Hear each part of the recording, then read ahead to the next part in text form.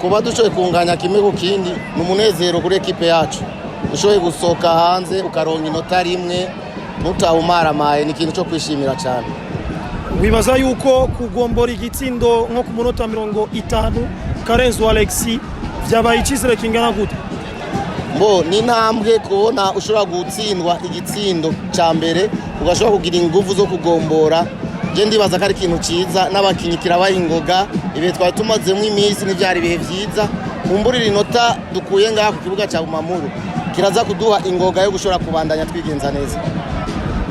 Bamwe bari bibajije uko muje ngaha kuraba yuko mworondera inota rimwe, ariko ku rukino duhejeje kubona nuko mwuguruye urukino. Ni kubera iki? Vyose birategurwa twashoboye gutegura, twaragerageje kwiga turaronka amakuru kuri ekipe nyene ikina. Ivyo byaradufashije cyane gushobora kwitegura kugira dushobore kuronka inota rimwe canke dushobore kurutana amanota 3. Mbe umumenyereza mukuru Nibizi Olivier yobariye kuko mwebwe musanzwe muri cegera cyanyu byo byarahindutse? Oya, ivyo nta vyinshi no bivuga ko kumbure muzobimenya mu minsi iri imbere.